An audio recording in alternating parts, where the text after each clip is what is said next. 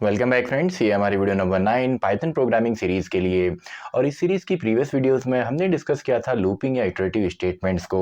तो यहाँ पे हमने देखा फॉर लूप कैसे एग्जीक्यूट होता है, वाइल लूप कैसे एग्जीक्यूट होता है। तो अगर आपने प्रीवियस वीडियोज़ नहीं देखी हैं तो पूरी जो प्लेलिस्ट है उसका लिंक आपको डिस्क्रिप्शन बॉक्स में मिलेगा, वहाँ पर आप चेक कर सकते हैं। और अब इस वीडियो में हम समझने वाले हैं जंपिंग स्टेटमेंट्स को।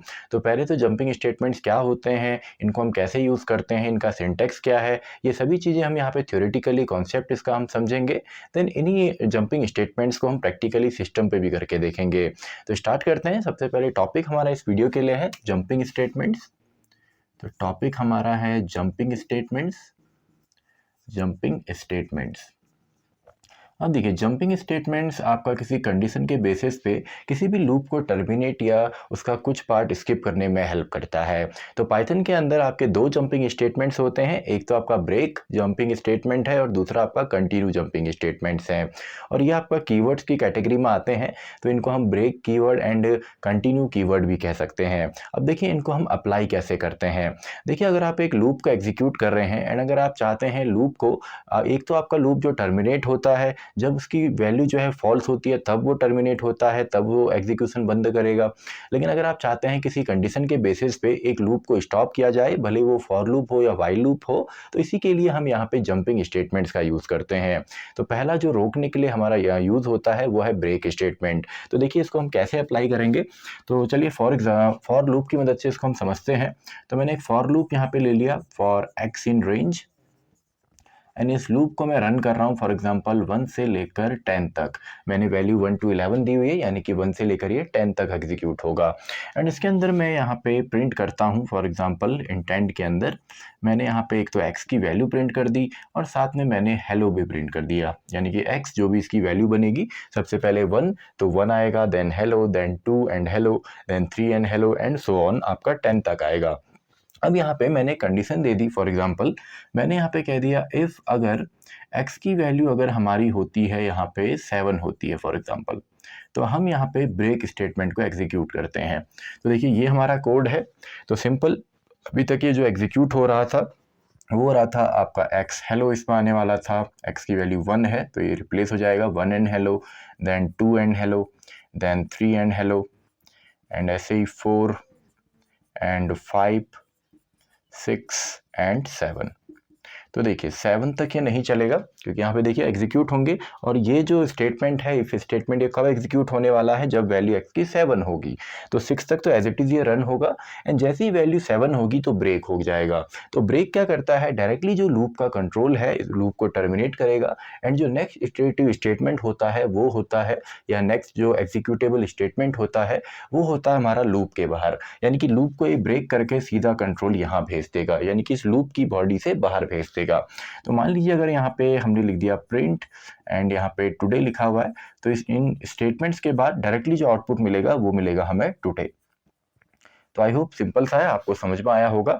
और अगर इस पीस ऑफ कोड को हम यहाँ से उठा के यहाँ पे लिखते हैं, यानी कि प्रिंटिंग के बाद या किसी स्टेटमेंट के बाद, तो उसके बाद देखिए ये स्टेटमेंट तो प्रिंट होता, यानी कि देन आपका 7 एंड हेलो भी आता, लेकिन फिर 8 आपका नहीं आता, क्योंकि जैसे ही ब्रेक यहाँ पे मिलता है आपके पाइथन के सोर्स कोड में, तो डायरेक्टली जो कंट्रोल है वो लूप से बाहर चले जाता है। तो आई होप आपको ब्रेक स्टेटमेंट समझ में आया होगा, सिंपल सा है। ऐसे ही हमारा नेक्स्ट है कंटिन्यू स्टेटमेंट। तो कंटिन्यू को भी हम देखते हैं, for x in range, and इसको हम ले लेते हैं 1 से लेकर 8 तक, यानी कि 1 to 7 ये चलेगा। एंड यहाँ पे हम लिख देते हैं, चलिए इसको हम ऊपर लिख देते हैं फिलहाल डायरेक्टली। प्रिंट में हमने लिख दिया हेलो एंड साथ में x की वैल्यू को भी प्रिंट कर दिया, और यहाँ पे हम कहते हैं इफ़ अगर x की वैल्यू होती है 4 तो ये कंटिन्यू हो जाए। अब देखिए कंटिन्यू एक्चुअल में करता क्या है। तो यहाँ पे जो आउटपुट है वो आएगा सबसे पहले हेलो एंड साथ में x भी है तो 1, देन हेलो एंड x की वैल्यू 2, हेलो एंड x की वैल्यू 3, हेलो एंड x की वैल्यू 4। तो ये चारों ही एग्जीक्यूट होंगे।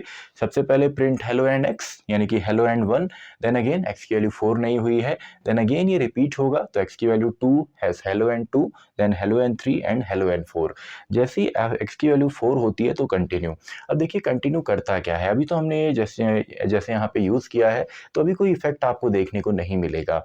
तो क्योंकि आपका जो कंटिन्यू है ये करेगा क्या, जैसे ही हमको यहाँ पे कंटिन्यू कीवर्ड मिलता है तो ये जो कंट्रोल है उसको भेज देता है टॉप ऑफ लूप पे, पे, यानी कि इसके बाद अगर कोई स्टेटमेंट होते वो एग्जीक्यूट नहीं होते, लेकिन अभी ये कंट्रोल यहाँ भेज देने वाला है।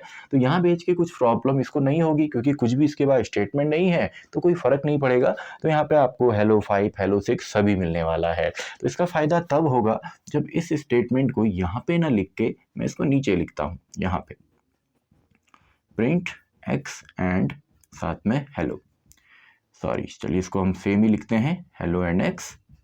तो यहाँ पे देखिए, अब यहाँ पे सबसे पहले आपका 1 2 3 तो चलेगा, लेकिन जैसे ही वैल्यू 4 हो रही है तो कंटिन्यू। तो कंटिन्यू क्या करता है, कंट्रोल को टॉप पे भेज देता है, तो इसके बाद का जो स्टेटमेंट है वो एग्जीक्यूट नहीं होगा। आप इसका ऐसे भी यूज़ कर सकते हैं, आप एक लिस्ट ले सकते हैं, उसमें नंबर्स हैं, एंड अगर आप चाहते हैं किसी नंबर को हम स्किप करें तो वहाँ पर भी हम कंटिन्यू का यूज़ कर सकते हैं। और आगे जैसे जैसे सीरीज़ बढ़ेगी हम देखेंगे ब्रेक एंड कंटिन्यू कितना इफेक्टिव है प्रोग्रामिंग के अंदर। तो आई होप आपको जंपिंग स्टेटमेंट समझ में आए होंगे, ब्रेक एंड कंटिन्यू। तो इन्हीं कॉन्सेप्ट्स को अब हम यहाँ पे थोड़ा सा प्रैक्टिकली भी करके देखते हैं। थ्योरेटिकली जो कॉन्सेप्ट है इसको हमने यहाँ पे समझा, तो इसी को अब हम यहाँ पे प्रैक्टिकली भी करके देखते हैं। तो सबसे पहले हम यहाँ पे समझते हैं आपका ब्रेक स्टेटमेंट को। तो ब्रेक जो जंपिंग स्टेटमेंट है, ब्रेक स्टेटमेंट हम यहाँ पे सीखेंगे।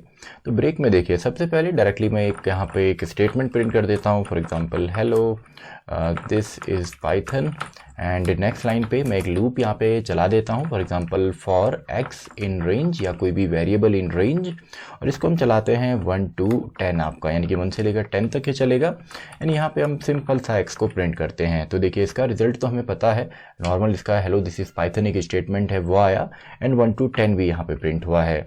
एंड एक स्टेटमेंट चलिए इसके बाहर भी लिख देते हैं हम कि दिस इज़ लास्ट स्टेटमेंट, ये हमारा लास्ट स्टेटमेंट है। तो देखिए सिंपल सा है। अब यहाँ पे अगर हमको ब्रेक यूज़ करना है तो ब्रेक आप ऊपर भी लगा सकते हैं, कहीं पे भी आप यूज़ कर सकते हैं। हमने कहा अगर x की वैल्यू आपका 5 होती है या 6 होती है तो हम ब्रेक स्टेटमेंट को एग्जीक्यूट करेंगे।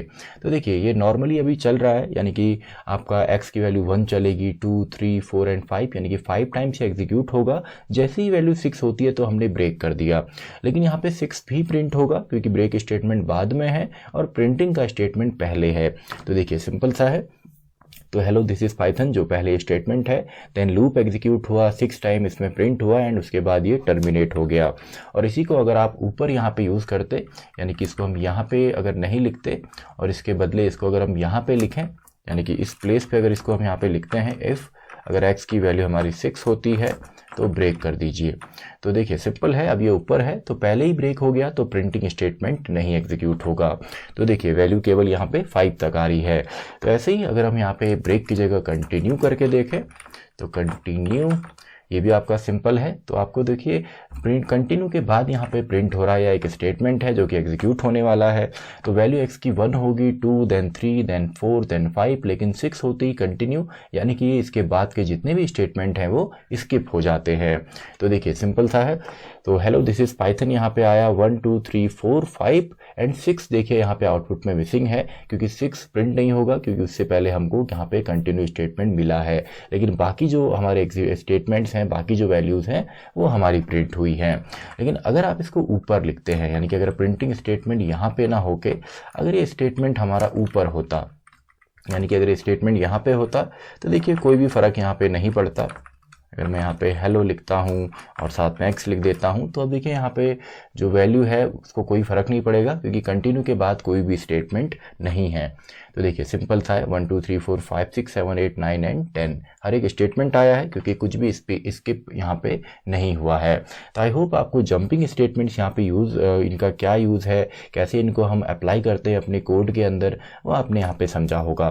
तो इसी के साथ हमारी ये वीडियो भी ख़त्म होती है, वीडियो नंबर 9। तो मैं मिलता हूँ आपसे अगली वीडियो में, वीडियो नंबर 10।